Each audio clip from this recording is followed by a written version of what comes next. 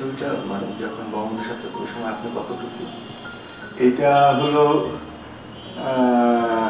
মুক্তিযুদ্ধ থেকে ফিরে এসে স্বাধীনতা বেতার কেন্দ্রের শিল্পীদের একটা সংবর্ধনা দিয়েছিলাম। তো বঙ্গবন্ধু তো আমাকে খুব ছোট থেকে চিনতেন এবং আমাকে খুব ভালোবাসতেন। এটা হলো 72-এর। একটা ছোট ছবিকে বড় করেছি তো কেটে গেছে।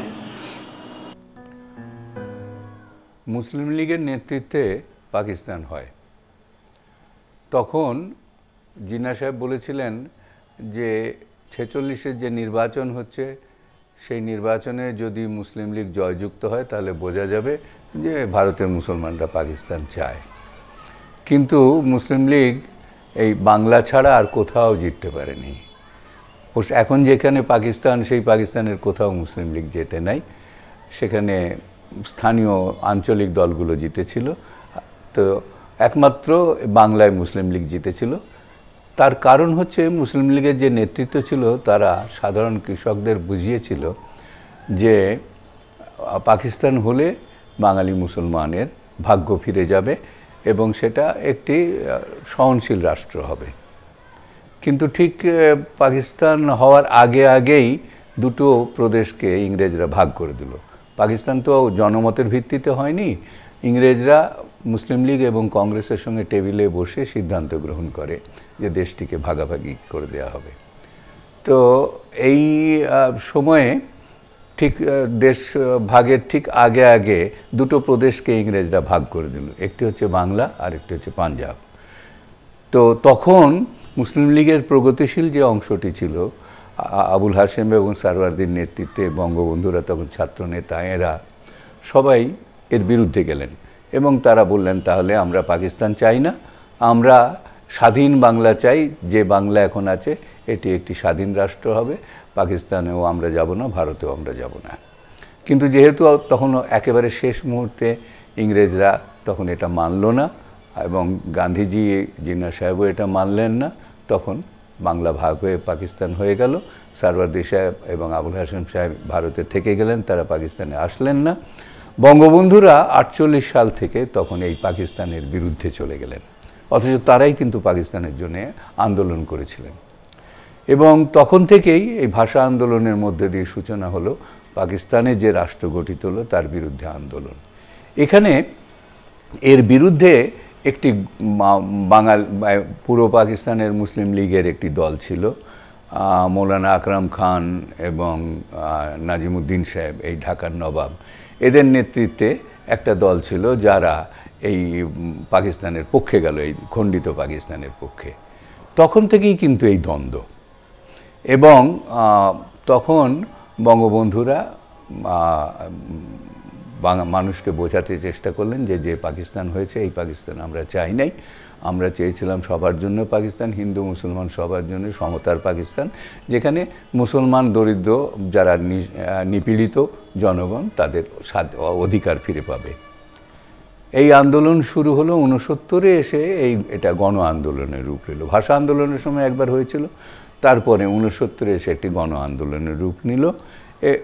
তো এই সময়ে 61-তে 52-তেও শিল্পীরা এর সঙ্গে যুক্ত হয়েছিলেন। আপনারা সবাই জানেন সেই কালজয়ী গান, গফর চৌধুরীর লেখা এবং আলতাফ মাহমুদের সুর করা আমার ভাইয়ের রক্তে রাঙানো, লতিফ ভাইয়ের সেই গান ওরা আমার মুখের কথা কাইড়া নিতে চায়, এই ধরনের অসংখ্য গান। এবং শিল্পীরা অসংখ্য ছবি এঁকেছেন, আলপনা এঁকেছেন, নাটক হয়েছে, মুনি চৌধুরীর কবর থেকে আরম্ভ করে অনেক নাটক। এই বাঙালি মুসলমান সংস্কৃতি সেবীরা রাজনীতির সঙ্গে রাজনীতির হাত ধরল। 69-এ যখন গণ আন্দোলন শুরু হলো তখনও শিল্পীরা বিরাট ভূমিকা রাখে। 69-এর গণ আন্দোলনের সময় থেকেই আমরা জড়িত হই এবং তখন ঢাকায় বিশ্ববিদ্যালয়ের একটি সংস্কৃতি সংসদ, তারা নাটক করত এবং সেই সময়ে আমি এদের সব নাটক পরিচালনা করতাম। এর আগে 61-তে যখন রবীন্দ্রনাথের জন্মশতবর্ষ হচ্ছে, পাকিস্তান সরকার যেটার বিরোধিতা করলো, সেখানেও শিল্পীরা একটা বিরাট ভূমিকা রাখে রবীন্দ্রনাথের শতবর্ষ পালনে পাকিস্তান সরকারের বিরুদ্ধে দাঁড়িয়ে। তো এইভাবে শিল্পীরা রাজনীতিকদের হাত ধরল, রাজনীতিকরাও শিল্পীদের হাত ধরলেন। আমরা 71-এ এসে পৌঁছালাম। 70-এর নির্বাচনের সময় শিল্পীরা একটা বড় ভূমিকা রাখে। মৌলানা ভাসানী সেই সময় বলেছিলেন যে ভোটের আগে ভাত চাই, এবং সেই সময় একটা জলোচ্ছ্বাস হয়ে গেছিলো যেখানে 10 লক্ষ মানুষ মারা গিয়েছিল নভেম্বর মাসের 12 তারিখে 70-এর নির্বাচনের ঠিক আগে আগে। তখন মৌলানা ভাসানী বললেন লাশের উপর দিয়ে নির্বাচনে যাব না। আমরা বিভ্রান্ত হয়েছিলাম কিছুটা, কিন্তু বঙ্গবন্ধু স্থির ছিলেন, তিনি বললেন না আমি নির্বাচনে যাব। মুক্তিযুদ্ধের সময়ে আমরা সেটা উপলব্ধি করলাম যে আমরা যদি নির্বাচনে না যেতাম তাহলে কিন্তু কে নেতা এটা প্রমাণিত হতো না। মণি সিংহ নেতা ছিলেন, মৌলানা ভাসানী নেতা ছিলেন, আতাউর রহমান সাহেব নেতা ছিলেন, এরকম অনেক নেতা ছিলেন। সেই সময়ে কে নেতা সেটা নির্বাচিত হতো না, ফলে বিভ্রান্তি হতো এবং কে যার যার মতো সরকার গঠন করে বসে থাকতো। এর চেষ্টা যে হয়নি মুক্তিযুদ্ধের সময় তাও না।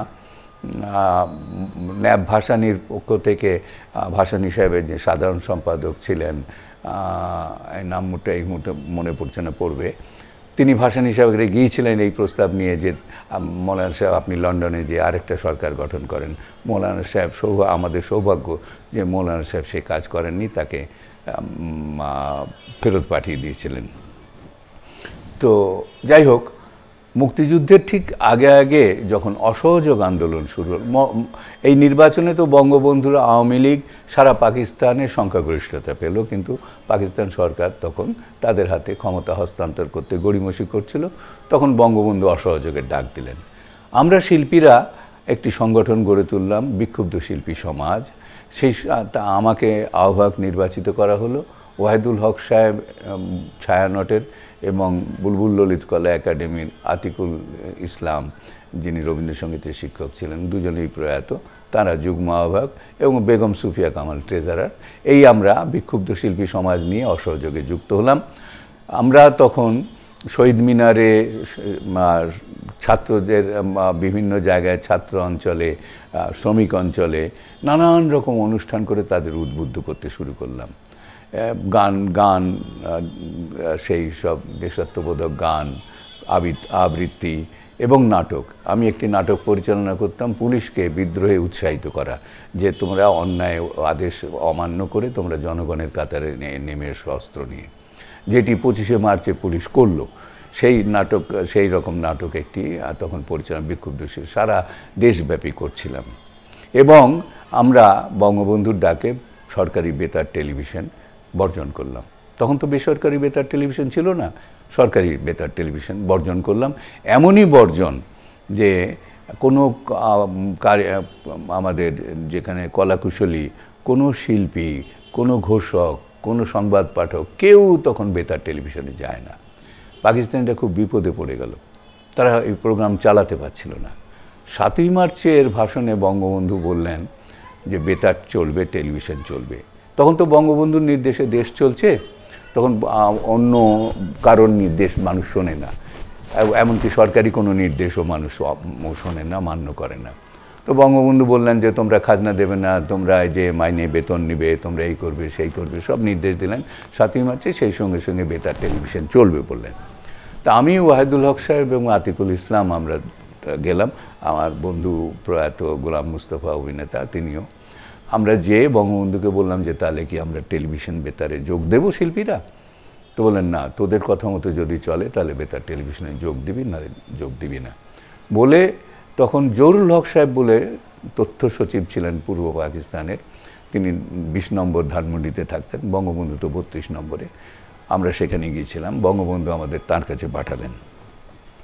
তিনি আমাদের সঙ্গে কথা বলে পরে ঘরের ভিতরে যে টেলিফোনে রাওয়ালপিন্ডির সঙ্গে কী কথাবার্তা বললেন কেন্দ্রীয় সরকারের সঙ্গে, এসে বেরিয়ে এসে আমাদের বললেন যে হ্যাঁ, আপনাদের হাতে আমরা বেতার টেলিভিশন ছেড়ে দিতে পারি যদি আপনারা দুটো শর্ত মানেন।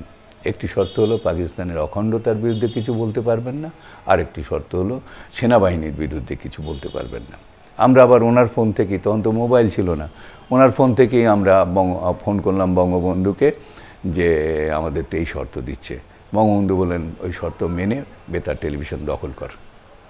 তো 8ই মার্চ থেকে 25শে মার্চ পর্যন্ত আমরা বেতার টেলিভিশন চালালাম। আমরা বলতে বিক্ষুব্ধ শিল্পী সমাজের আমার শিল্পীরা, টেলিভিশনের কর্মচারী কর্মকর্তা এবং টেলিভিশনের প্রযোজকরা, এদের নিয়ে একটা কমিটি বানিয়ে দিলাম আমরা, মুস্তাফা মনোয়ারকে প্রধান করে। আর রেডিওতে আশরাফুজ্জামান খান সাহেব তখন আঞ্চলিক পরিচালক ছিলেন, তাকে প্রধান করে এরকমই একটি কমিটি করে দিলাম। আমরা 8ই মার্চ থেকে 25শে মার্চ পর্যন্ত এহিয়া খানের বেতার টেলিভিশনকে এহিয়া খানের বিরুদ্ধে ব্যবহার করলাম। একটি অসাধারণ কাজ। সেই কাজটি করে আমরা তখন শিল্পীরা কোনো সম্মানী বা পারিশ্রমিক না নিয়ে সবাই দৌড়ে এসেছে, আমরা প্রোগ্রাম করব এবং আমরা সবাই এসে প্রোগ্রামে যোগ দিচ্ছে এবং অসাধারণ সব অনুষ্ঠান আমরা করলাম। নাটক, গান, নাচ, এইসব অনুষ্ঠান সেই সময় আমাদের বাঙালি জাতীয়তাবাদের যে অনুষ্ঠান, সেই সব অনুষ্ঠান আমরা করে মানুষকে উদ্বুদ্ধ করলাম। কিন্তু 25শে মার্চে যখন ক্র্যাকডাউন হলো, তখন আমরা আবার ছড়িয়ে ছিটিয়ে গেলাম। ছড়িয়ে ছিটিয়ে গিয়ে আবার আমরা যে যোগ দিলাম ঝিনাইদহ, তারপরে যশোর, মাগুরা, এইগুলোর মধ্যে 3জন এসডিও ছিল যারা আমাদের পক্ষে, সাব ডিভিশনাল অফিসার বলতো তখন। তো তারা আমাদের পক্ষে ছিলেন একবারই সক্রিয়ভাবে। কামাল সিদ্দিকী ছিলেন নড়াইলে, ওয়ালি ছিল মাগুরায়, আর তৌফিক যে এখন উপদেষ্টা, বিদ্যুৎ উপদেষ্টা তৌফিক এলাহি, এ ছিল মুজিবনগর, যেখানে সেই ওই এলাকাতে। আর এসপি মাহবুব যে এখন এমপি আওয়ামী লীগের, সে ছিল তখন এসডিপিও। তা আমাদের সঙ্গে আগেই থেকে তাদের যোগাযোগ ছিল। আমরা 5 জন যে তাদের সঙ্গে যুক্ত হলাম। আমি, ওয়াহেদ ভাই, কমল সিদ্দিকী মাজেদুল হকের ছোট ভাই কমল সিদ্দিকী, বাবু বলে একটি ছাত্র ছিল, আর লিটু বলে আরেকজন, যে ইউএনওতে চাকরি করতে এখন রিটায়ার করেছে। তো আমরা 5 জনে যেয়ে আমরা যুক্ত হলাম তাদের সঙ্গে। তারা আমাদের তখন আমরা ঝিনাইদহের যে ওয়াবদা রেস্ট হাউসে বসে আছি, এমন সময় এই সকাল থেকেই বহু সৈন্য যশোর ক্যান্টনমেন্ট থেকে বাঙালি সৈন্য বেরিয়ে এসে আমাদের সঙ্গে যোগ দিতে শুরু করলো।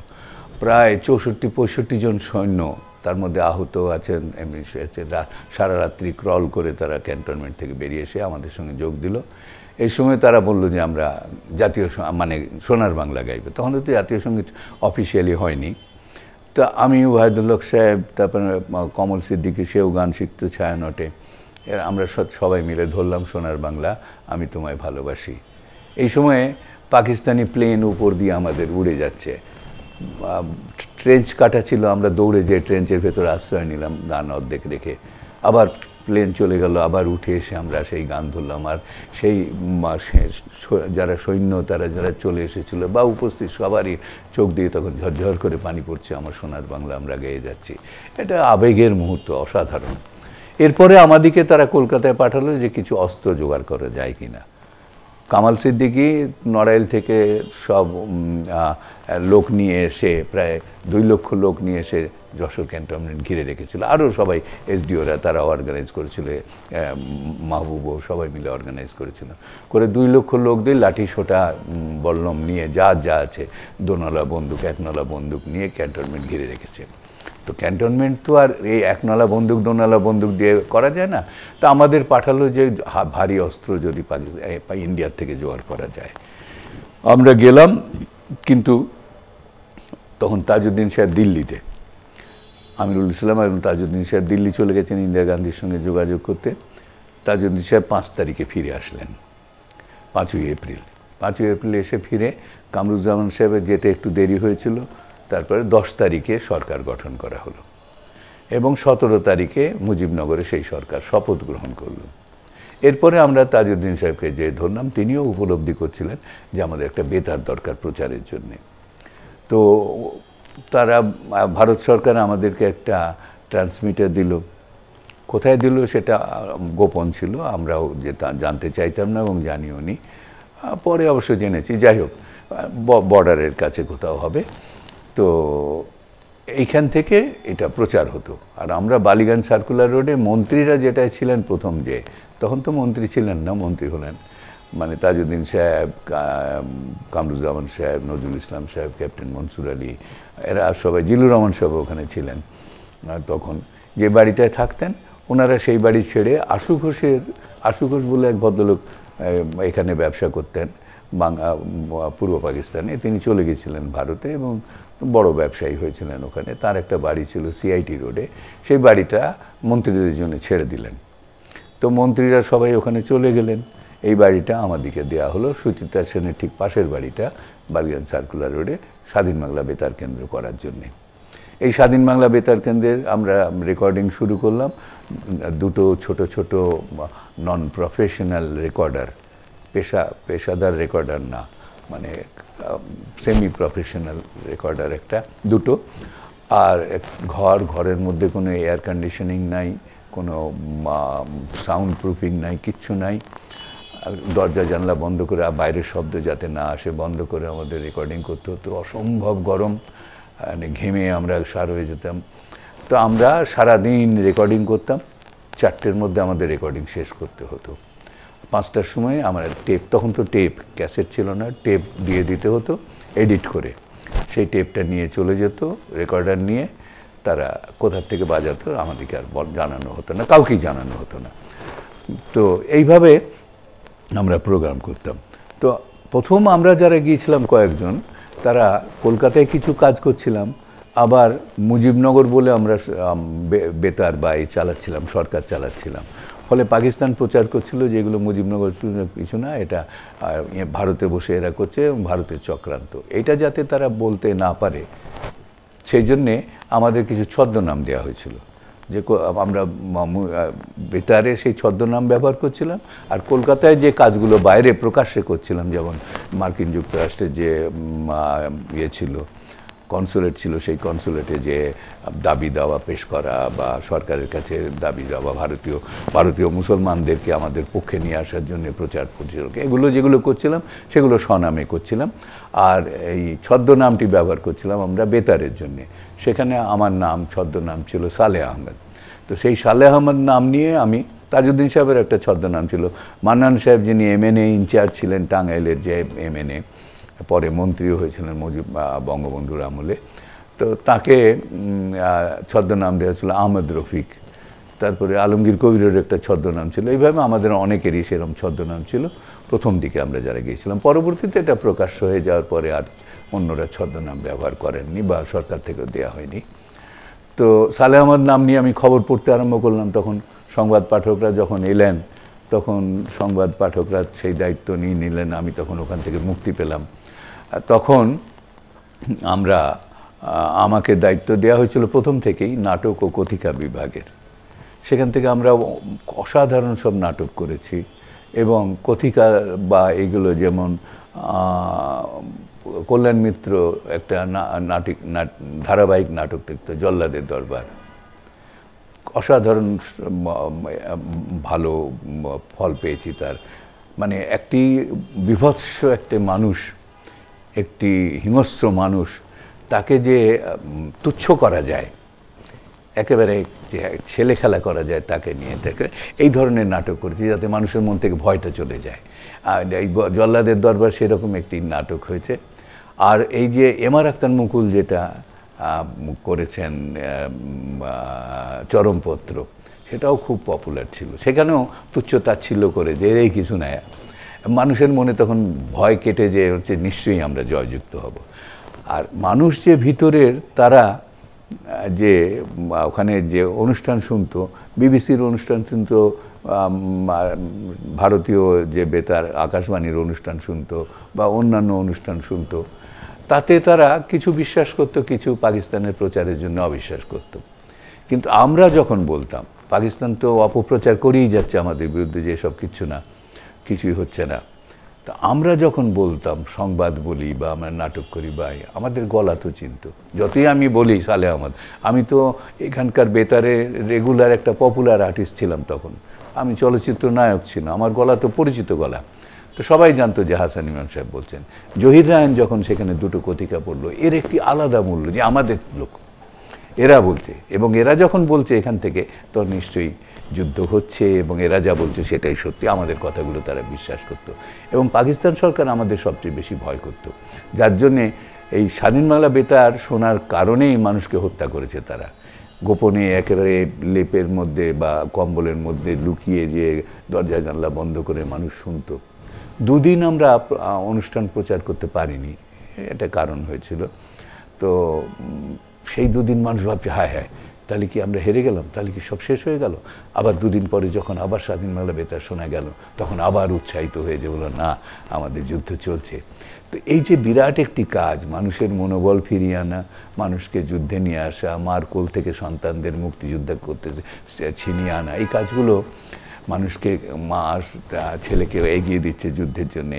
এগুলি আমরা এই যে প্রচার যুদ্ধ একটা বিরল জিনিস। আমাদের দেশের মানুষের সহযোগিতা না থাকলে আমরা কি জিততে পারতাম মুক্তিযুদ্ধে? এই দেশের মানুষ মাটি এই সবাই তো এদের বিরুদ্ধে যুদ্ধ করেছে, নদী নালা সবই আমাদের যুদ্ধ করেছে। তো এই যে মানুষগুলো দেশের এতগুলো মানুষ তারাই আমাদের পক্ষে ছিল বলেই তো আমরা মুক্তিযোদ্ধারা জয়যুক্ত হতে পেরেছি। যতই ভারত আমাদের সাহায্য করুক আর যতই করুক, এই দেশের মানুষ যদি আমাদের বিরুদ্ধে থাকতো তাহলে তো আমরা করতে পারতাম না। তারা জীবন দিয়েছে এই ভিতরে থেকে, মুক্তিযোদ্ধাদের আশ্রয় দিয়েছে, তারা এসে এখানে আশ্রয় নিয়েছে এবং আশ্রয় নেওয়ার জন্য তাদেরকে প্রাণ দিতে হয়েছে, সম্পদ আগুন জ্বালিয়ে পুড়িয়ে দিয়েছে, তারপরেও তারা আশ্রয় দিয়েছে, খেতে দিয়েছে। তারপরে এই যে আমাদের যোগসূত্র মুক্তিযোদ্ধা এবং জনগণ, এই যোগসূত্রটা আমরা স্বাধীন বাংলা বেতার কেন্দ্র আমরা করতে পেরেছিলাম। সেই সঙ্গে সঙ্গে আমরা স্বাধীন বাংলা বেতার কেন্দ্র পাশাপাশি আরও কতগুলো সংগঠন গড়ে তুলেছিলাম। একটি হচ্ছে বাংলাদেশ চলচ্চিত্র শিল্পী ও কলাকুশলী সমিতি। এটার সভাপতি ছিল জহির রায়ন আর আমি ছিলাম সাধারণ সম্পাদক। এখান থেকে আমরা একটা ছবি করি স্টপ জেনোসাইড, যেটা আমাদের সবথেকে বড় চলচ্চিত্র দলিল। এটা ইংরেজিতে করা হয়েছিল বিদেশে পাবলিসিটি করার জন্যে এবং এটি অসাধারণ কাজ করেছে, সারা পৃথিবীকে জানিয়েছে। এবং আমরা শুধু না, বিদেশি সাংবাদিকরা যারা ছিলেন তারাও আমাদের যথেষ্ট সাহায্য করেছেন। তারা তাদের প্রচার মাধ্যমে এখানকার ছবি দেখিয়ে নৃশংসতার যে চিত্র তুলে ধরে মানুষকে আমাদের পক্ষে নিয়ে এসেছেন। এখন আমরা তো শুধু পাকিস্তানের বিরুদ্ধে যুদ্ধ করিনি, আমরা পাকিস্তানকে সমর্থন করেছে চীন, পাকিস্তানকে সমর্থন করছে মার্কিন যুক্তরাষ্ট্র, পাকিস্তানকে সমর্থন করছে মধ্যপ্রাচ্যের দেশগুলো, পাকিস্তানকে সমর্থন করছে পশ্চিম ইউরোপের যে দেশগুলো, আর আমাদিকে সমর্থন করেছে ভারত, সোভিয়েত ইউনিয়ন আর পূর্ব ইউরোপের দেশগুলো। আর তো কেউ করেনি। এই আমরা সমর্থন নিয়ে আমরা এদের সবার বিরুদ্ধে যুদ্ধ করেছি। আমরা এই যে যুদ্ধ করেছি সেটা পারলাম কি করে? যে দেশের সরকার আমাদের বিরুদ্ধে গেছে তাদের জনগণ আমাদের পক্ষে এসেছে। এটা একটা অভূতপূর্ব ব্যাপার। আমাদের প্রচার মাধ্যম এতই স্ট্রং ছিল, আমরা এবং বিদেশি সাংবাদিকরা মিলে যে আন্তর্জাতিক প্রচার গড়ে তুলেছিলাম,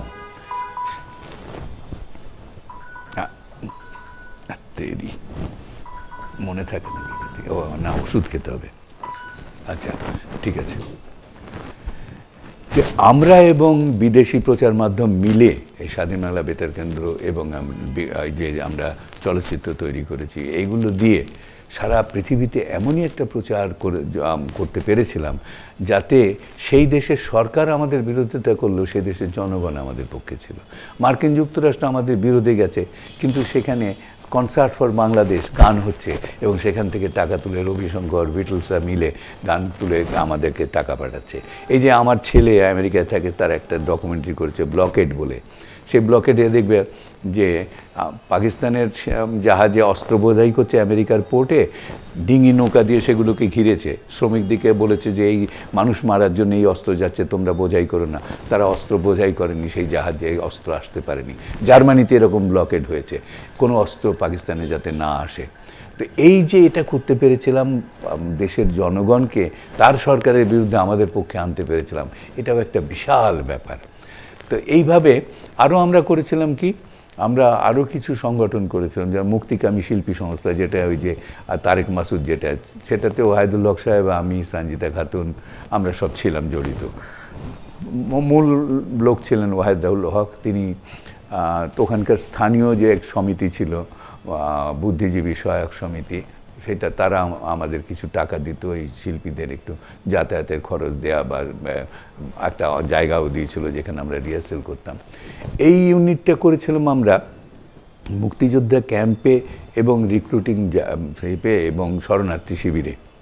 আমরা যে যে অনুষ্ঠান করে তাদের চাঙ্গা করতাম, তাদেরকে উদ্বুদ্ধ করতাম। আমি চলচ্চিত্র নায়ক ছিলাম, আমি যখন তাদের কাছে ক্যাম্পে যেতাম তারা খুব উৎসাহিত হতো। এরকম আমাদের সব শিল্পীরাই যারা যেতেন তাদের সবাই, যে তাদেরকে উৎসাহিত করতাম, এই দেশাত্মবোধক গান গাইতাম, তারাও আমাদের সঙ্গে যোগ দিত। করে এই যে শরণার্থী শিবিরে যারা ছিল তাদের সন্তানদের মুক্তিযুদ্ধে নিয়ে যেতে উদ্বুদ্ধ করতাম, এবং সাম্প্রদায়িক সম্প্রীতি বজায় রাখা। এই যে ক্যাম্পে সবাই হিন্দু, মুসলমান, বৌদ্ধ, খ্রিস্টান গায়ে গায়ে থেকে ক্যাম্পে যে ছিল যারা 1 কোটি মানুষ, তাদের মধ্যে সম্প্রীতি বজায় রাখা, সব কিছু এই কাজগুলো আমরা সেই সংগঠনের মধ্যে দিয়ে করতাম। আর কি করতাম, ভারতীয় মুসলমানরা কিছু বিভ্রান্ত ছিল, তারা পাকিস্তানের প্রচারে বিভ্রান্ত হচ্ছিল যে এই পাকিস্তান ভেঙে যাচ্ছে, আমাদের ছেলেরা হয়তো চাকরি বাকরি এখানে না পেলে পাকিস্তানে পাঠাতাম, এখন সেটা বন্ধ হয়ে যাবে, নিজের স্বার্থে অথবা যেই পাকিস্তানের প্রচারে বিভ্রান্ত হয়ে।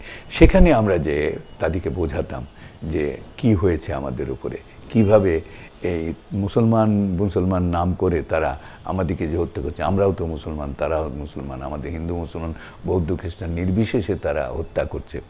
সেখানে তোমরা কেন তাদের সমর্থন করবে, কেন তাদের পক্ষে যাবে? এই তাদেরকে যেখানে যেখানে মুসলমান বসতি বেশি পশ্চিমবঙ্গে এবং এমনকি দিল্লিতে 1 মাস যে আমরা প্রচার কাজ করেছি এই ইউনিটটা নিয়ে, যে আরও অনেক ইউনিট, আমি আমার ক্ষেত্রটার বলছি, আরও অনেক, মুক্তিযুদ্ধটা একটা বিশাল ব্যাপার, অসংখ্য সংগঠন, এইরকম সংগঠন বিভিন্ন জায়গায়, আগরতলায় এই বর্ডারে অঞ্চলে যেখানে এইগুলো আমাদের আশ্রয় শিবিরগুলো ছিল, ট্রেনিং ক্যাম্পগুলো ছিল, সেখানে বহু জায়গায় বহু লোকে এই ধরনের সংগঠন গড়ে তুলে অনুষ্ঠান করেছে, কন্ট্রিবিউট করেছে, বম্বেতে যে টাকা তুলে নিয়ে এসছে। এইভাবে আমরা সেই সময়ে 9টা মাস কাজ করেছি। আমার যেটা জানার ইচ্ছা আপনার কাছে, যে এই যে এত ত্যাগ, আপনি তো ওই সময় চিত্রনায়ক ছিলেন বা আপনি তো আপনার মতন থাকতে পারতেন, কিন্তু আমার কথা হচ্ছে যে এই যে এত ত্যাগ স্বীকার করলেন, এত কষ্ট করলেন, এই সাহসটা বা এই আপনার অনুপ্রেরণাটা কোত্থেকে পেলেন, বা কেন আসলে আপনারা কেন করলেন? আমার বিষয়টা একটু স্বতন্ত্র। আমার পরিবার রাজনৈতিক পরিবার। আমার দাদু খান বাহাদুর সুলতান আলী সাহেব বাগেরহাটের, উনি কৃষক প্রজা পার্টি করতেন। কৃষক প্রজা পার্টি অসাম্প্রদায়িক দল ছিল, ইংরেজ আমলের কথা বলছি। তখন তিনি যুক্ত বাংলার MLA ছিলেন, member of the legislative assembly 2 বার ছিলেন। বাগেরহাট বারেরও তিনি প্রেসিডেন্ট ছিলেন বহুবার। তো এই বাপের দিকের গেল। আর আমার মায়ের দিকের পরিবার বিশাল ঐতিহ্য, 5 পুরুষের রাজনৈতিক ঐতিহ্য। তো সেখানে আবুল কাসেম সাহেব, তিনি ছিলেন বেঙ্গল কংগ্রেসের প্রতিষ্ঠাতা সুরেন ব্যানার্জির সঙ্গে। তার সন্তান আবুল হাশেম সাহেব, তিনি ছিলেন মুসলিম লীগের সাধারণ সম্পাদক, বঙ্গবন্ধুদের নেতা। বঙ্গবন্ধুর যে বইটা আছে, যে অসমাপ্ত যে আত্মজীবনী, তাতে দেখবে আবুল হাশেম সাহেবের অনেক রেফারেন্স আছে। সারওয়ার্দী সাহেব আবুল হাশেম আবার শালা ভগ্নিপতি। তো আবুল হাশেম সাহেবের ছেলে হচ্ছে বদরুদ্দিন ওমর, হচ্ছে আমার মামা। আমার আর 2 মামা, মনসুর হাবিবুল্লাহ, তিনি ছিলেন ওয়েস্ট বেঙ্গলের স্পিকার, এবং পাকিস্তানে তিনি পাঠিয়েছিল তাকে, কৃষক সমিতির সাধারণ সম্পাদক ছিলেন। দেশভাগের পর তাকে পাকিস্তানে পাঠিয়েছিল কমিউনিস্ট পার্টির থেকে এখানে অর্গানাইজ করার জন্য কৃষকদের, এবং ধরা পড়ে যান এবং রাজশাহী জেলেতে তিনি খাপড়া ওয়ার্ডে গুলি খেয়েছিলেন। আমার যখন 14 বছর মাত্র বয়স, তখন আমি ঢাকাতে বর্ধমান থেকে আমি মামার বাড়ি বর্ধমান থেকে কলকাতায় একা আসতাম। কলকাতায় এসে, কারণ তো আমার মামারা তখন জেলে, কমিউনিস্ট পার্টি নিষিদ্ধ, আমার বড় ভাই জেলে, আমি একমাত্র বড়, আমার 14 বছর বয়স। রাইট হচ্ছে সারা দেশে, হিন্দুরা চলে আসছে পাকিস্তান থেকে ভারতে, ভারত থেকে মুসলমানরা চলে আসছে। এই অবস্থায় আমি 14 বছরের ছেলে এই কলকাতায় এসে ওষুধ কিনে এই ট্রেনে ভিড়, ওঠা যায় না, রাজশাহী আসতাম। রাজশাহী এসে জেলারের কাছে দরখাস্ত করতাম, দরখাস্ত করে মেজো মামার কাছে ওষুধ পৌঁছে দিতাম। মামি এবং মামাতো বোনটাকে নিয়ে এসে মেজো মামার সঙ্গে দেখা করাতাম। আমি 14 বছরের ছেলে। অর্থাৎ বড় মামা যখন অসুস্থ হলেন, আন্ডারগ্রাউন্ডে ছিলেন যখন ভারতে, পশ্চিমবঙ্গে, তখন একবার টাইফয়েড হলো, আমি রাত্রিবেলা গভীর রাতে ডাক্তারের কাছে নক করতাম, ডাক্তার ব্যাগ নিয়ে বেরিয়ে আসতো, আমার সাইকেলের পিছনে করে নিয়ে যেখানে গ্রামে লুকিয়েছিলেন সেইখানে যেতাম বর্ধমানে, যে সেখানে ডাক্তার দেখাতাম, আবার তাকে ডাক্তারকে ফেরত পাঠিয়ে পরের দিন আবার সেই ওষুধ প্রেসক্রিপশন অনুযায়ী ওষুধ কিনে একা একা সেই গভীর রাত্রে সাইকেল চালিয়ে 14 বছর একটা ছেলে গ্রামে যেতাম, সেই ওষুধ পৌঁছে দিয়ে আবার আমি বরফ পৌঁছে দিয়ে ফিরে আসতাম। এইটা হচ্ছে আমার কৈশোর। তো আমার জন্য এটা ব্যাপার না। আমি নিজে যখন রাজনীতিতে যুক্ত হয়েছি, আমি যখন ক্লাস 3-তে পড়ি, আমি স্পোর্টসে প্রাইজ পেয়েছি, বসে আছি মাঠে প্রাইজ পাবো, ইংরেজ সাহেব ম্যাজিস্ট্রেট বসে আছে, বেল সাহেব তার বউ বসে আছে, ধীরেন্দা বলে আমাদের সিনিয়র, তিনি কানে কানে বললেন আমি উঠে বলবো যে ইংরেজ ম্যাজিস্ট্রেটের হাত থেকে আমরা পুরস্কার নেব না, তোরা সবাই উঠে বলবি ইংরেজ ম্যাজিস্ট্রেটের হাত থেকে পুরস্কার নেব না, বলে বেরিয়ে চলে আসবি। ক্লাস 3 ছেলে, 6 বছর বয়স, তাই ইংরেজ ম্যাজিস্ট্রেটের হাত থেকে পুরস্কার নেব না বলে বেরিয়ে চলে এসেছি। তো আমার গ্রুমিংটা আলাদা, আমার গ্রুমিংটা, এটা তো সবারই নেই, আমি যেহেতু রাজনৈতিক পরিবারের, আমার গ্রুমিংটা স্বতন্ত্র। আমাকে অনেকে জিজ্ঞেস করে আপনি শিল্পী, রাজনীতির সঙ্গে কেন যুক্ত হন? যদিও আমি দলীয় রাজনীতি কোনোদিন করিনি, ছাত্র রাজনীতি করেছি, দলীয় রাজনীতি কোনোদিন করিনি, কিন্তু জাতীয় রাজনীতি তো সবসময়ই করি। যখনই সংকট হয়েছে তো, বা কোনো জাতীয় দুর্যোগের সময় তো সহায়তা করতে আমরা সবসময়ই গেছি, মানে দুর্যোগ অঞ্চল, দুর্গত অঞ্চলে। তো সেটা অন্য জিনিস, কিন্তু অন্যান্য সব বাঙালি সেই সময়ও এটা অস্তিত্বের লড়াই মনে করেছে, যে আজকে যদি এই নির্বাচনে আমরা ভোট দিলাম, যাকে ভোট দিলাম তিনি জয়যুক্ত হয়ে ক্ষমতায় বসবেন, তিনি বাঙালি হন অবাঙালি হন যেই হন, তো বঙ্গবন্ধু নির্বাচিত হলেন, তাকে ক্ষমতায় বসতে দিল না এবং না দিয়ে আমাদের উপর হত্যাযজ্ঞ চাপিয়ে দিল। এরপরে আর এদের সঙ্গে থাকা যায় না। এই জন্যে বাংলাদেশের আপামর জনগণ, ওই 2-4 জন রাজাকার, আলবদর, জামাতে ইসলামী আর মুসলিম লীগার ছাড়া তারা আর কেউ ওদের পক্ষে ছিল না। তো এটা নতুন, মানে তারা অস্তিত্বের লড়াই। মারা শুধু যে মুক্তিযুদ্ধ না, মারা জানে যে এখানে একটা যুবক ছেলে বাড়িতে থাকা মানে তার জীবন বিপন্ন, সে যুদ্ধ করুক আর পাকিস্তানের পক্ষে আর বাংলাদেশের পক্ষে দেখবে না, যুবক ছেলে দেখলেই মেরে ফেলবে। তো সেইভাবেই অত্যাচারিত হয়ে মানুষ একেবারে মানে প্রাণ আমার রক্ষা, জীবন রক্ষা, সম্মান রক্ষার জন্যে সব যুদ্ধে চলে গিয়েছিল। এই যে যুদ্ধ হলো, দেশ স্বাধীন হলো, বিজয় পেলাম, কিন্তু যেই স্বপ্ন নিয়ে আপনারা এত কিছু করলেন, আজ থেকে সেই বাংলাদেশ পেয়েছেন এখন পর্যন্ত? পেয়েছি বলতে পারবো না, তবে অনেক কিছু পেয়েছি, কিন্তু যা চেয়েছিলাম সবটা পাইনি। যেমন আমরা চেয়েছিলাম যে এটা একটা ধর্ম নিরপেক্ষ রাষ্ট্র হবে, মানুষে মানুষে কোনো ভেদাভেদ থাকবে না, ধনী দরিদ্রের এত বৈষম্য থাকবে না, মানুষ তার যে দৈনন্দিন প্রয়োজন সেগুলো সব পাবে, বাসস্থান, চিকিৎসা, শিক্ষা, অন্ন, এগুলোর জন্য কেউ অভাব থাকবে না। এইগুলোর মধ্যে আমরা কতগুলো পেয়েছি? অর্থনৈতিক উন্নতি হয়েছে। তোমরা তো দেখোনি, আমাদের ছেলেবেলায় দেখেছি মানুষের পাঁজর গোনা যেত, পেটে এত বড় হয়ে পেটে পিলে বলতো, পিলিহা, মানে থাকতো। মানুষের জীবন ছিল 30 বছর, মানে অ্যাভারেজ লাইফ, সেটা এখন এসে প্রায় 70-এর কাছাকাছি ঠেকেছে। স্বাস্থ্যর উন্নতি হয়েছে, আমরা এখন দেখতে মানে গায়ে কাপড় দেখি, আগে পায়ে একটা লেংটি পরে মানুষ থাকতো, গায়েও কিছু ছিল না, এতে মানে মানে পায়েও জুতো ছিল না। এখন এই ধরনের অবস্থা তো নাই। পাকিস্তান আমলের থেকে অনেক উন্নতি হয়েছে আমাদের, কিন্তু উন্নতি হয়েছে সাধারণ মানুষের অনেক, কিন্তু তার চেয়ে সহস্রগুণ উন্নতি হয়েছে আরেকটা শ্রেণীর। যে বৈষম্যটা হয়েছে এটা আমরা কাম্য ছিল না। এরা যে সেটা কোটি কোটি টাকা, হাজার হাজার কোটি কোটি টাকা বিদেশে পাচার করে দিচ্ছে, এটা কাম্য ছিল না, এটা আমরা আটকাতে পারিনি। আর এই যে কিছু লোক এখনো থেকে গেছে সাম্প্রদায়িক, যারা এই মন্দিরে হামলা করছে, এইটা আমরা রোধ করতে পারিনি। এগুলো আমাদের দুর্বলতা, আমরা এখনো করতে পারিনি। পুরো সমাজটাকে আমরা মুক্তিযুদ্ধের চেতনায় নিয়ে আসতে পারিনি, রাজাকার আলবদরের ছেলেদেরকে আমরা মানুষ করতে পারিনি। কিন্তু অর্থনৈতিক দিক থেকে অনেকটা উন্নতি হয়েছে, বৈষম্য যদিও বেড়ে গেছে।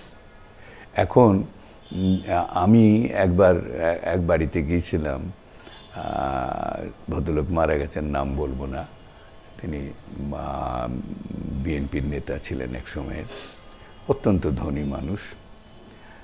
তার বাড়িতে যে দেখি একটা বিয়ের প্রস্তাব নিয়ে কথাবার্তা হচ্ছিল আমার এক আত্মীয়ের সঙ্গে, যে দেখি যে কলগুলো সব সোনার প্লেট, তো সোনার কল দিয়ে তো সোনার পানি বেরোয় না, এই পানিই তো বেরোয়। কিন্তু এগুলো অহমিকা, ধনের বৃত্তের প্রকাশ করার জন্যে। এই যে এই শ্রেণীটা হয়েছে, এই শ্রেণীটা মুক্তিযুদ্ধের শত্রু। এই শ্রেণীটা দেশকে শোষণ করেছে। আর কিছু সময় গেছে যখন এরশাদ সাহেব এসে ইসলামকে রাষ্ট্রীয় ধর্ম করলেন। ধর্ম তো ব্যক্তির ব্যাপার, রাষ্ট্রের তো কোনো ধর্ম থাকতে পারে না।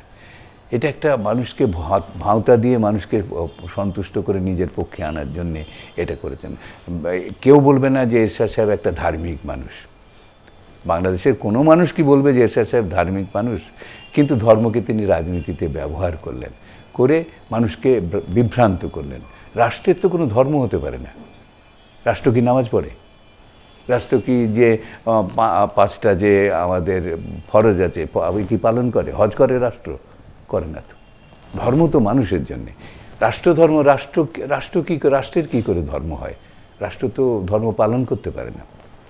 তো রাষ্ট্রের ধর্ম করতে যেয়ে তিনি একটা বিভ্রান্তি সৃষ্টি করলেন, এবং এমনই করলেন যে আওয়ামী লীগও এখন মানুষের সেন্টিমেন্টের কথা ভেবে সেটাকে আর পাল্টাতে পারছে না। পাকিস্তানে রবিবারে ছুটি আবার করে ফেলেছে, আমরা পাচ্ছি না। শুক্রবারে তো ছুটি ছিল না, আগে রবিবারে। শুক্রবারে ছুটি হয়ে যে অর্থনৈতিক ক্ষতিটা আমাদের হচ্ছে, যে 3 দিন সারা পৃথিবীর সঙ্গে আমরা বিচ্ছিন্ন থাকি ব্যবসায়। ওদের শনি রবি ছুটি, আমাদের শুক্র ছুটি, 3 দিন, 7 দিনের মধ্যে 3 দিন আমাদের ব্যবসা বাণিজ্য বন্ধ থাকে। আমরা তো পাকিস্তান আমলে আমরা শুক্রবার দিনে একটা নামাজের ছুটি দেয়া হতো, নামাজ পড়ে এসে আবার অফিস করতো, ব্যাংক ট্যাঙ্ক খোলা থাকতো, 2 ঘন্টা বন্ধ থাকতো। এটা তো পাকিস্তান আমলে ছিল। পাকিস্তানে যখন আবার এই যে শুক্রবার করলো, পরে এখন কিন্তু পাকিস্তানে আবার রবিবার করে ফেলেছে। পাকিস্তান নাকি ইসলামিক স্টেট, তারা তো রবিবার করে ফেলেছে।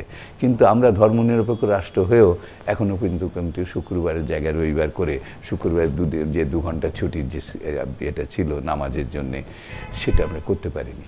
তো এই যে ব্যর্থতাগুলো আমাদের, আর আমরা এক ধরনের শিক্ষা ব্যবস্থা চেয়েছিলাম, যে সারা দেশের মানুষ এক ধরনের শিক্ষা ব্যবস্থা না পেলে এক ধরনের মানুষ হবে না, তাহলে দেশে একতা আসবে না। তো ধর্মশিক্ষা অবশ্যই থাকবে। ধর্ম তো একটা বড় অঙ্গ আমাদের। যারা ধর্ম পালন করেন বা করেন না, ধর্মকে তো অবমাননা করার অধিকার কারণ নেই। ধর্মকে আমরা সম্মান করি। ধর্ম শিক্ষাও প্রয়োজন মানুষের সমাজে শৃঙ্খলা আনার জন্যে। যেমন আধুনিক শিক্ষা প্রয়োজন, তখন আমাদের মতো যে দেশগুলি সেখানে ধর্মশিক্ষাও প্রয়োজন। কিন্তু ধর্মশিক্ষা করতে যেয়ে অন্য ধর্মের বিরোধী মানুষ তৈরি করা তো ঠিক না। সেই কারণে আমাদের মাদ্রাসায় যে শিক্ষা ব্যবস্থা আছে, সেখানেও সরকারি যে ক্যারিকুলাম আছে সেই ক্যারিকুলাম প্রয়োগ করা দরকার। সেখানে একই ধরনের শিক্ষা ব্যবস্থা করা উচিত, যেখানে মুক্তিযুদ্ধের অনেক মাদ্রাসা আছে, অনেক শিক্ষা প্রতিষ্ঠান, ইংরেজি শিক্ষা প্রতিষ্ঠান আছে, যেখানে জাতীয় সঙ্গীত গাওয়া হয় না, ফ্ল্যাগ তোলা হয় না। ইংরেজি শিক্ষা কেন করব আমরা? ইংরেজি রবীন্দ্রনাথ তো স্কুলে ক্লাস 5 পর্যন্ত না 6 পর্যন্ত পড়েছিলেন বোধহয়, কিন্তু তিনি নিজের চেষ্টায় ইংরেজি শিখে নিজের বাংলা কবিতা ইংরেজিতে অনুবাদ করে নোবেল প্রাইজ পেয়েছেন। অমর্ত্য সেন শান্তিনিকেতনে পড়াশোনা করেছেন বাংলা মাধ্যমে, নোবেল প্রাইজ পেয়েছেন। ডক্টর ইউনুস তো বাংলা মিডিয়ামে পড়াশোনা করেছে, নোবেল প্রাইজ পেয়েছে। তাহলে বাংলা মিডিয়ামে পড়ে তো আমাদের কোনো ক্ষতি হয়নি। এখন ইংরেজি মাধ্যম কেন করব? ইংরেজি শিখবো অবশ্যই। আমাদের যে বাংলা মাধ্যম আছে সেই মাধ্যমে ইংরেজিটাকে আরও জোর করে শেখানো দরকার, যেন জাতীয় একটা আন্তর্জাতিক ভাষা আমাদের শিখতে হবে। এইসব যে যুক্তিযুক্ত যে বিষয়গুলি মানুষকে বুঝিয়ে, এটা এক ধরনের শিক্ষা ব্যবস্থা আমাদের ফিরে যেতে হবে, যেটা আমরা করতে পারিনি। কিন্তু অর্থনৈতিক দিক থেকে এই যে আমাদের যোগাযোগ ব্যবস্থা, মুক্তিযুদ্ধের পরে যখন দেশে ফিরলাম তখন দিনাজপুর থেকে চট্টগ্রাম যেতে 7 দিন সময় লাগতো। ব্রিজ ভাঙা, কালভার্ট ভাঙা, রাস্তা ভাঙা, বোম দিয়ে আমরা উড়িয়েছি, পাকিস্তানিরা উড়িয়েছে, যুদ্ধে যাওয়া হয়, বিধ্বস্ত একটা দেশ। পোর্টগুলো বন্ধ ছিল, সেখানে মাইন পোতা ছিল সেগুলো পরিষ্কার করতে, এয়ারপোর্টের রানওয়েগুলোতে গর্ত, প্লেন যেতে পারে না সেগুলো কিনে। এই অবস্থার থেকে আজকে আমরা ফ্লাইওভারে করে যাচ্ছি। আজকে আমরা দেখছি যে 2021-এর মধ্যে আমাদের মেট্রো ট্রেন হবে, মানে আমরা দেখছি যে আমাদের 4 লেনের রাস্তা হচ্ছে, এগুলি উন্নয়ন হয়েছে। এখন আমরা চট্টগ্রাম এই 4 লেনের রাস্তা কমপ্লিট হয়ে গেলে আমরা 3 ঘন্টা, 3.5 ঘন্টা কি 4 ঘন্টার মধ্যে চট্টগ্রাম পৌঁছে যেতে পারবো। এই যে পদ্মা ব্রিজ হয়ে গেলে পরে দক্ষিণ অঞ্চলে, আমার বাড়ি বাগেরহাট, আমি 4 ঘন্টার মধ্যে বাগেরহাট পৌঁছে যেতে পারবো। এটা শুধু যে আমার যাওয়া, গ্রামে যাওয়া না, পণ্য যাতায়াতের জন্যে, এয়ারপোর্টে যেগুলো যাবে জিনিসপত্র বিদেশে পাঠানোর জন্যে, সেই সব যাতায়াতের জন্য অত্যন্ত প্রয়োজন কমিউনিকেশন। তো এইভাবে আমরা দেশের মানুষের অর্থনৈতিক উন্নতি করেছি, কিন্তু সমাজের মানুষের যে মনোজগতে যে পরিবর্তন, সেটা আমরা এখনো করে উঠতে পারিনি। সেইটা করার জন্যে আমাদের পদক্ষেপ গ্রহণ করতে হবে, তাহলেই বাংলাদেশ পৃথিবীর মধ্যে অন্যতম শ্রেষ্ঠ দেশ হয়ে যাবে। আচ্ছা ভাই, একদম শেষ একটা জিনিস আমি বলতে চাই, সেটা হচ্ছে যে কোনোভাবে কি আপনার মনে হয় যে মুক্তিযুদ্ধের যে ইতিহাস, এটা বিকৃত হয়েছে কিংবা হারিয়ে গেছে কিছুটা, কিংবা এখনকার যে প্রজন্ম আছে, তরুণ প্রজন্ম প্রকৃত ইতিহাসটা জানে না? আর পাশাপাশি হচ্ছে যে মুক্তিযুদ্ধ আমরা এখনকার প্রজন্ম বই পড়াও কমায় দিচ্ছে, তো মুক্তিযুদ্ধের ইতিহাসটা আসলে জানানোর জন্য কি চলচ্চিত্র একটা বড় মাধ্যম হতে পারে কিনা? চলচ্চিত্র তো অবশ্যই হতে পারে বড় মাধ্যম। লেনিন বলেছিলেন চলচ্চিত্রের ব্যাপারে যে একটা শক্তিশালী মাধ্যম যেটা সমাজ পরিবর্তনের জন্য প্রয়োজন, এবং তিনি সোভিয়েত ইউনিয়নে জোর দিয়েছিলেন চলচ্চিত্রের উপরে। চলচ্চিত্র একটি মাধ্যম অবশ্যই হতে পারে। সবচেয়ে হচ্ছে যে সংস্কৃতি যার, এবং শিক্ষা এবং সংস্কৃতি দুটোকে হাত ধরাধরি করে যেতে হবে। বাঙালি সংস্কৃতির উপর নির্ভর করে, বাঙালি তো এখানে 1000 বছর ধরে তারা একসঙ্গে হিন্দু, মুসলমান, বৌদ্ধ, খ্রিস্টান একসঙ্গে বাস করে আসছে।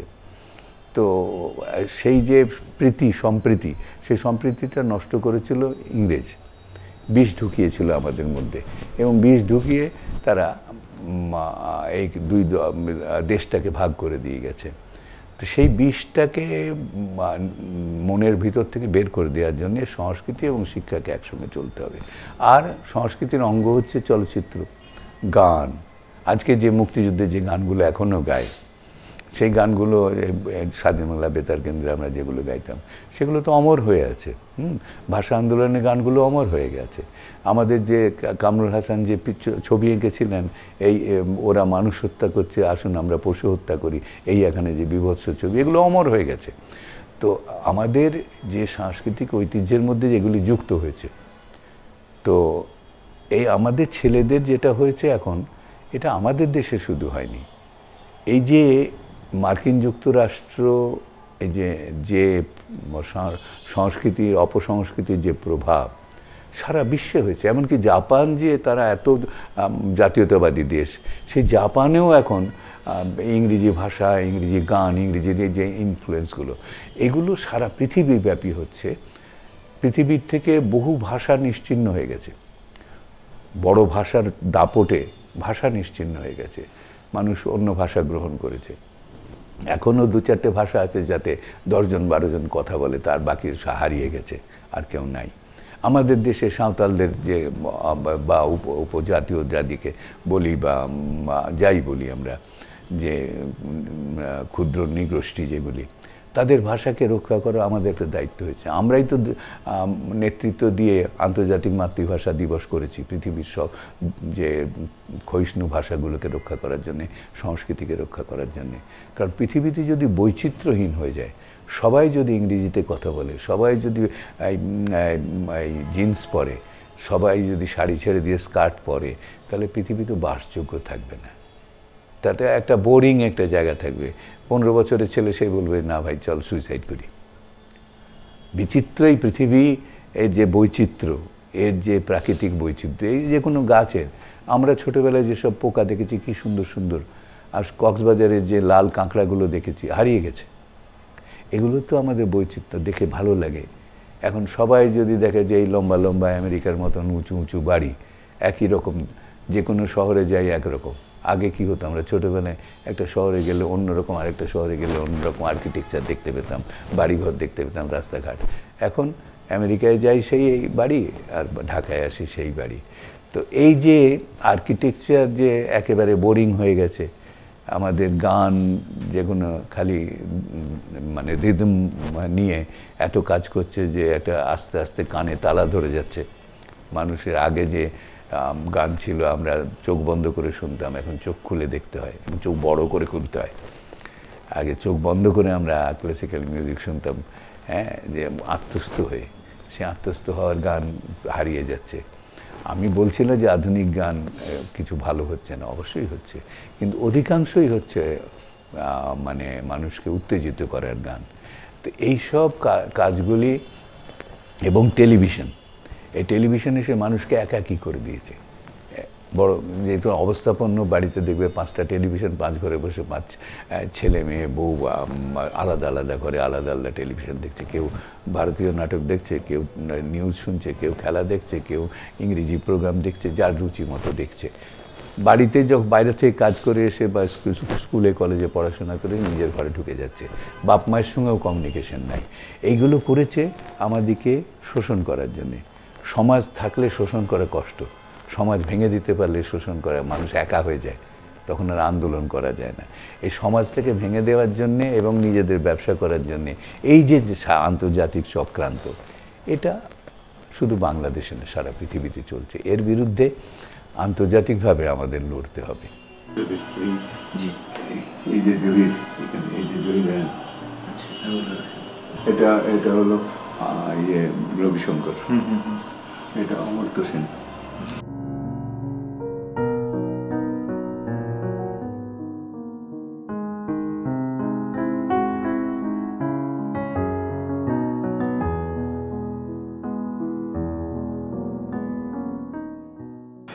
আমার স্ত্রী